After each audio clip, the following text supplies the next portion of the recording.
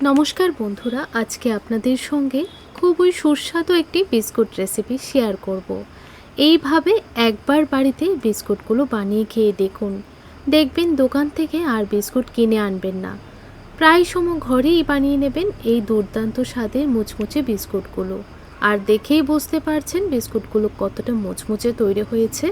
চলুন তাহলে কিভাবে বানিয়েছি পুরো ভিডিওটা দেখে নেওয়া যাক। প্রথমে আমি একটা কাপ মেপে নিয়ে নিচ্ছি 1 কাপ দুধ। এখানে আমি ফ্রিজের ঠান্ডা দুধ নিয়েছি।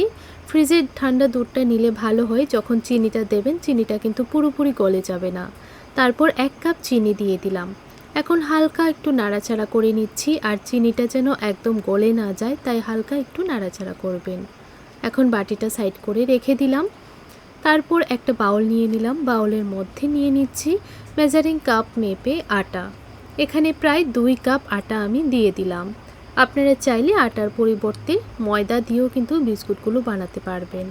যে কাপ মেপে আটা নিয়েছিলাম সেই কাপটা দিয়েই 1 কাপ দিয়ে দিলাম সুজি।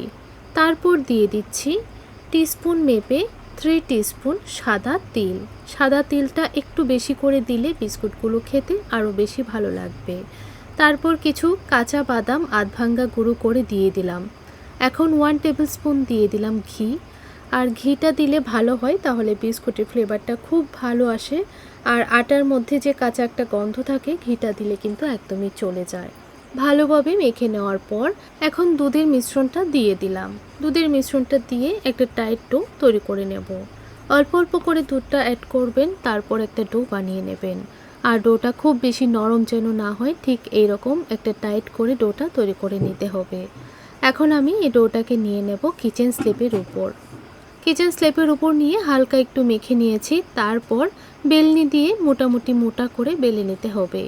খুব বেশি পাতলা করবেন না, একটু মোটা করে বেলে নেবেন।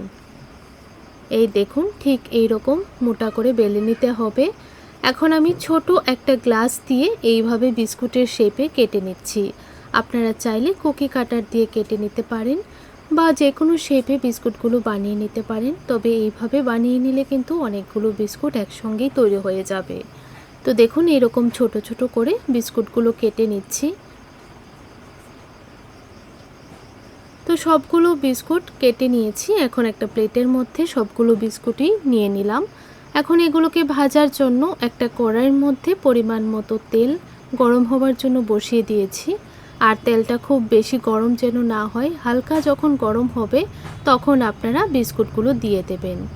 আর বিস্কুটগুলো দেওয়ার পর গ্যাসের ফ্লেমটা একদম লোতে রাখতে হবে, না হলে কিন্তু বিস্কুটের উপরটা কালার চলে আসবে, ভেতরটা ভালোভাবে ভাজা হবে না। তাই গ্যাসের ফ্লেমটা লোতে রেখেই বিস্কুটগুলোকে ভাজতে হবে। তো কিছুক্ষণ এইভাবেই রেখে দিয়েছিলাম। যখন দেখেছি একটা পিঠ ভালো করে ভাজা হয়ে গেছে, তখনই উল্টিয়ে দিচ্ছি। আর দেখুন কত সুন্দর একটা কালার চলে এসেছে। আরও 2 মিনিট অপোজিট সাইডটাও ভালো করে ভেজে নেব। তো এই বিস্কুটগুলো ভাজতে আমার সময় নিয়েছে প্রায় 5 থেকে 6 মিনিটের মতো। তো যখন দেখবেন এইরকম একটা কালার চলে এসেছে, তখন আপনারা তেল থেকে ছেঁকে নামিয়ে নেবেন। তো বন্ধুরা, আপনাদের কাছে আটা সুজির এই বিস্কুট রেসিপিটা কেমন লাগলো কমেন্ট করে জানাতে ভুলবেন না। রেসিপিটা দেখে ভালো লেগে থাকলে চ্যানেলটিকে সাবস্ক্রাইব করে রাখতে পারেন, লাইক শেয়ার করে আমার পাশে থাকবেন। তাহলে আজ এই পর্যন্তই, দেখা হচ্ছে পরের রেসিপিতে। ততক্ষণ আপনারা ভালো থাকবেন, সুস্থ থাকবেন। ধন্যবাদ।